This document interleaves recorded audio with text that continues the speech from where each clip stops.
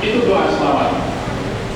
Hampir tiap tiap-tiap pondok pesantren di negeri ini mengajarkan semua kepada para santrinya supaya santri-santri itu mengamalkan doa selamat itu. Untuk apa? Dia hidupnya selamat dunia, selamat di akhirat, serta dibebaskan daripada siksa api neraka.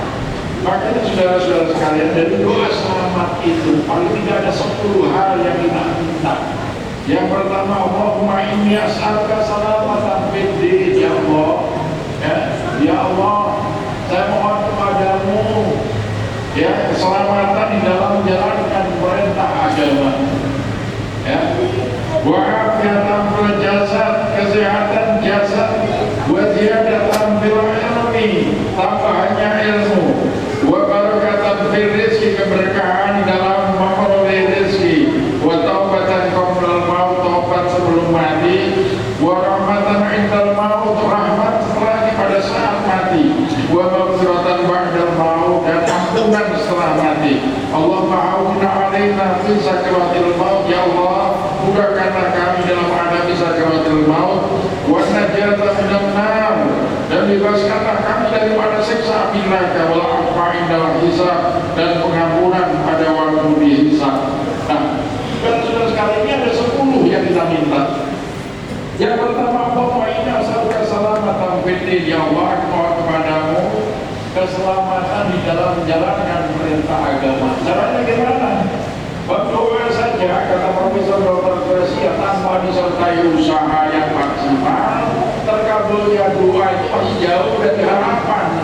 Makanya kita harus berusaha semaksimal mungkin, kemudian kita kuatkan dengan doa. Hasilnya kita pasrah pada Allah Subhanahu wa Ta'ala. Ini yang pertama, ya Allah, aku mohon kepada keselamatan dalam menjalankan perintah agama. Gimana? Ketika sampai baca Al-Fatihah, ya, baca Al-Fatihah dengan mantap, ya, karena itu adalah sehati-hati daripada Al-Quran. Itu adalah Quran surat Al-Fatihah, di mana ketika kita baca surat Al-Fatihah itu sebetulnya terjadi dialog antara kita manusia dengan Allah Subhanahu wa Ta'ala. Makanya di saat kita baca iyyaka na'budu wa iyyaka nasta'in, ya Allah kepadamu hamba menyembah dan kepadamu dua hamba mohon pertolongan. Baca itu dengan mantap. Kita selalu mustaqim, ya Allah tunjukkanlah kami ke jalan yang lurus. Gimana jalan yang lurus itu? Jalan yang lurus adalah siratal ladzina an'amta 'alaihim ghairil maghdubi 'alaihim waladdallin. Ditafsir dua ayat itu, tafsirkan ayat Al-Quran dengan ayat Al-Quran itu ada tingkatan tafsir tingkat tinggi. Ya, yang kedua tafsir ayat bila hadis, tafsirkan ayat Al-Quran dengan hadis. Yang ketiga tingkatan yang paling rendah itu adalah tafsir ayat Ibrahim, tafsirkan ayat Al-Quran dengan akal pikiran. Jadi yang paling tinggi dia akan berdua, dia akan selesai. Setelah itu isi kita selalu mustaqim. Ya Allah tunjukkanlah kami ke jalan yang lurus. Di mana jalan yang lurus itu? Jalan yang lurus adalah siratal ladzina an'amta 'alaihim. Itu jalannya orang-orang yang telah memberi nikmat kepada mereka. Ghairil maghdubi 'alaihim, bukan jalannya orang-orang yang kau murkai, waladdallin, dan bukan pula jalannya orang-orang yang tersesatkan. Insya Allah kalau itu diminta dengan penuh keyakinan, kita minta pada Allah itu harus dengan keyakinan yang mantap. Makanya salah satu daripada etika kita dalam berdoa itu kan syaratnya apa? Mantap. Padam dalam arti kita padamkan diri kita kepada Allah Subhanahu wa Ta'ala. Mantap dalam arti kita yakin bahwa doa-doa kita dikabulkan oleh Allah Subhanahu wa Ta'ala. Jadi itu. Kemudian yang kedua, wa'afiyatan fil jasad. Ya Allah mohon kepadamu kesehatan badan. Caranya gimana? Kita jangan sembrono dalam persoalan makan dan minum. Ingat pesannya, ya, kulu wasrabu wa la tusrifu, makan dan minumlah kamu, tapi jangan berlebih-lebihan. Ingat Nabi itu kasih contoh. Dalam hidupnya Nabi itu tidak makan kalau tidak lapar, dan akan berhenti makan sebelum kenyang. Itu kalau kita laksanakan, Masya Allah itu sehat kita. Padahal manusia gak sehat itu gara-gara kita ceroboh dalam persoalan makan dan minum. Yang penting ngomong enak, kalau gak enak digenjot saja, akhirnya berlebihan menimbulkan sakit. Nah, kemudian usia datang doa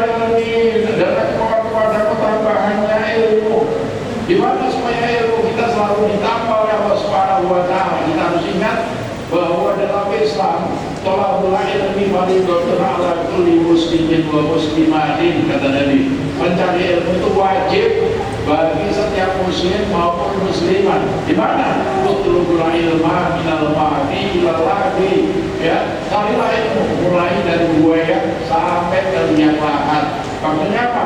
Mencari ilmu itu sebetulnya adalah sepanjang masa.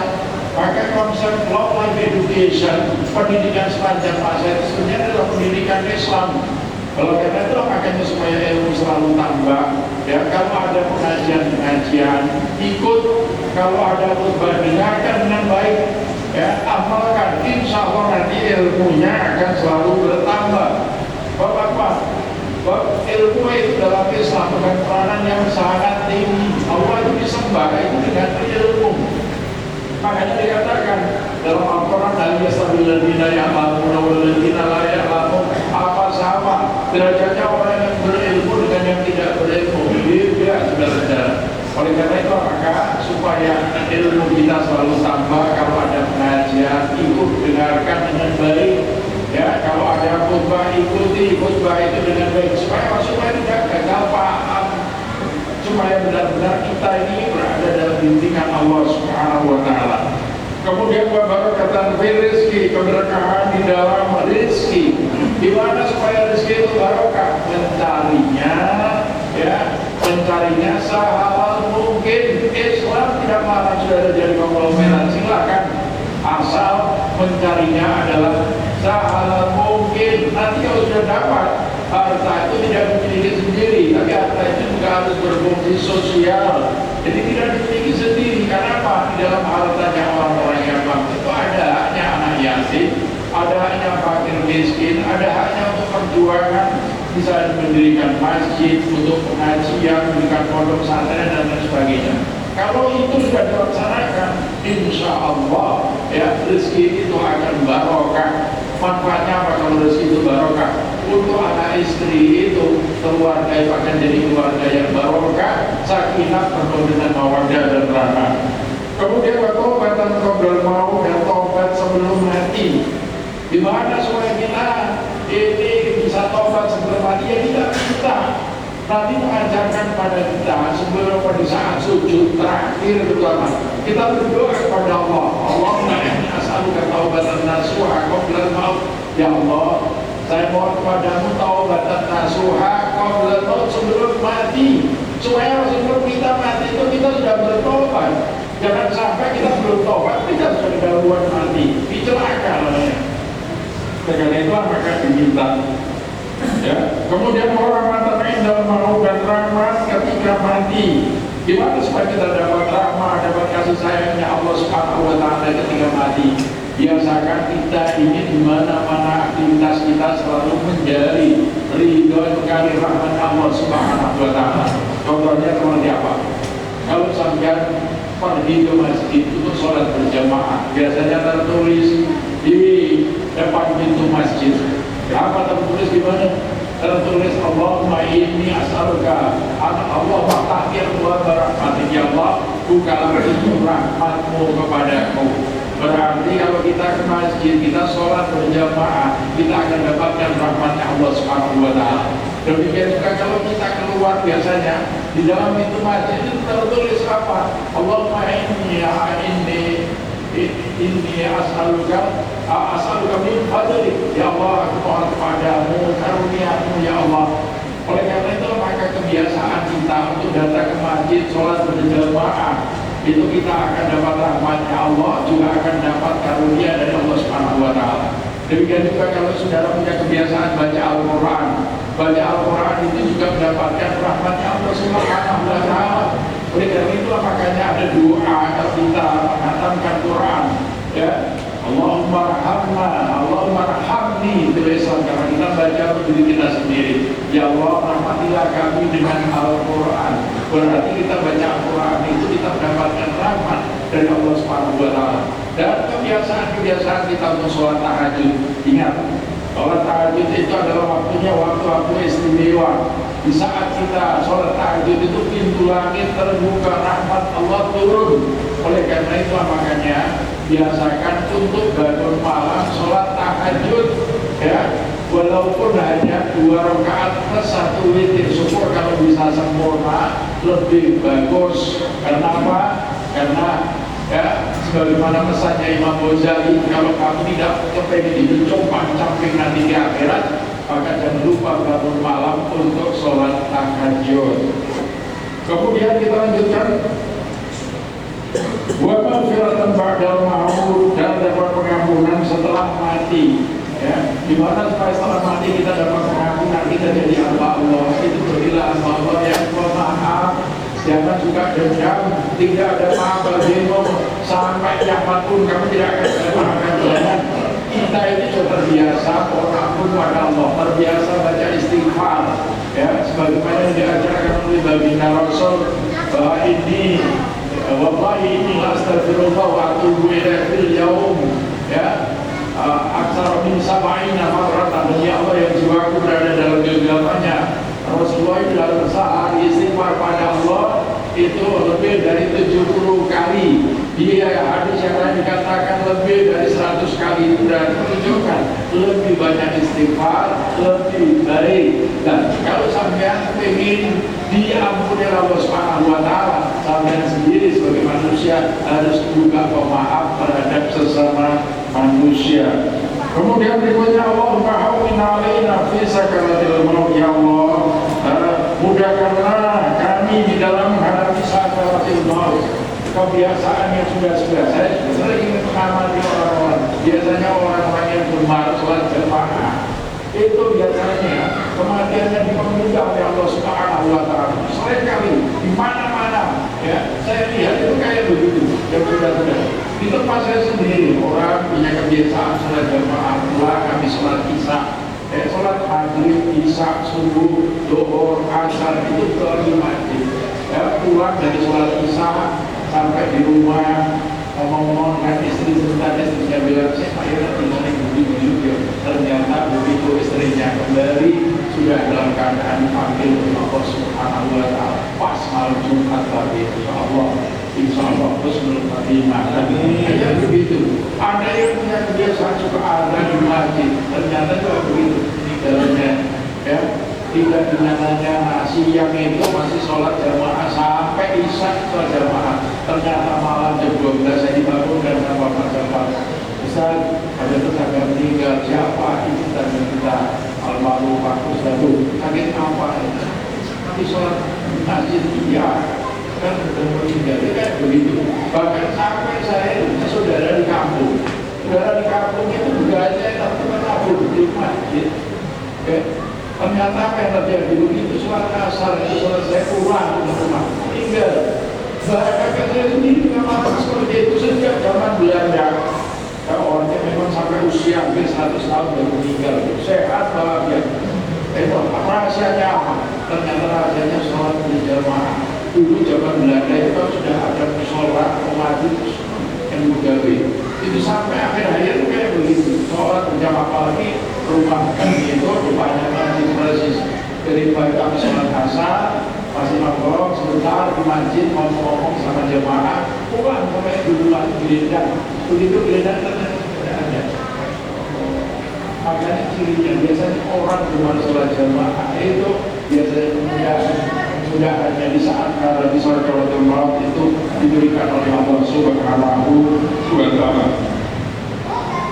Kemudian saudara-saudara sekalian, kemudian ada tambahan poin apa? Najata minan nar, dan bebaskan kami dari siksa api neraka. Supaya kita dibebaskan dari siksa api neraka itu gimana? Biasanya kita kalau baca doa tahiyat ya antara akhir tahiyat sampai salam itu kan kita diajari doa oleh baginda Rasulullah Muhammad SAW. Allahumma inni a'udzubika min adzabil qabri wa min adzabil nar wa min fitnatil mahya wal mamat wa min syarril fitnatil masiihid dajjal. Ini doa yang diajarkan oleh baginda Rasulullah Muhammad SAW. Ya, artinya apa? Allahumma inni a'udzubika min adzabil qabri wa min adzabil nar. Ya Allah, aku mohon kepadamu siksa kubur dan siksa neraka. wa min fitnatil mahya wal mamat, dan dari ujiannya kehidupan dan kematian, wa min syarril fitnatil masih dajjal, dan dari jahatnya fitnahnya dajjal. Dan ini kalau kita terbiasa baca itu, insya Allah ya, kita akan dijauhkan daripada siksa api neraka, wal afa'in hisab, dan pengampunan di kala kita itu sedang dihisab. Makanya cara dari mana? Hasibu anfusakum qabla an tuhasabu, kata tadi, hitung apa-apa yang ada pada dirimu sebelum dihitung oleh Allah Subhanahu wa Ta'ala. Kita terbiasa muhasabah, menghitung-hitung kelalaian diri, ya, kemudian bertobat kepada Allah dengan taubatan nasuha. Insya Allah kita ini akan dapat pengampunan di kala hisab nanti di hadapan Allah Subhanahu wa Ta'ala. Kemudian penutup daripada doa selamat itu adalah doa semujadat, Rabbana atina fid dunya hasanah wa fil akhirati hasanah wa qina adzabannar. Ya Allah, ya Tuhan kami, berilah kami kebahagiaan hidup di dunia, kebahagiaan hidup di akhirat, serta jauhkanlah kami daripada siksa api neraka. Itu adalah doa yang paling sering dibaca oleh baginda Rasulullah Muhammad SAW, supaya kita umatnya doa apa saja jangan lupa untuk menyisipkan doa itu sebagai penutupnya, karena yang dicari manusia hidup itu yaitu ya, karena itulah maka doa samujadat itu adalah merupakan inti daripada segala doa. Kalau kita terbiasa baca doa itu, insya Allah kita akan diantarkan jadi orang yang bahagia lahir batin, dunia dan akhirat. Akhirnya kita tutup dengan doa. Barakallahu fi al-Qur'an wa 'allimna wa iyyakum fi al-ayati wal dhikril hakim wa taqabbal minni wa minkum tilawatahu innahu ghafurur rahim wa bihi wa rahmatan khairur rahim.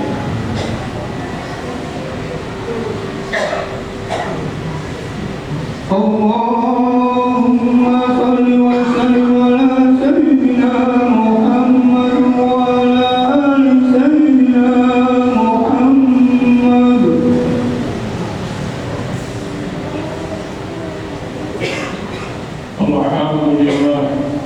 Alhamdulillah wahid samad alladzi lam yalid wa lam yulad wa lam yakul lahu kufuwan ahad.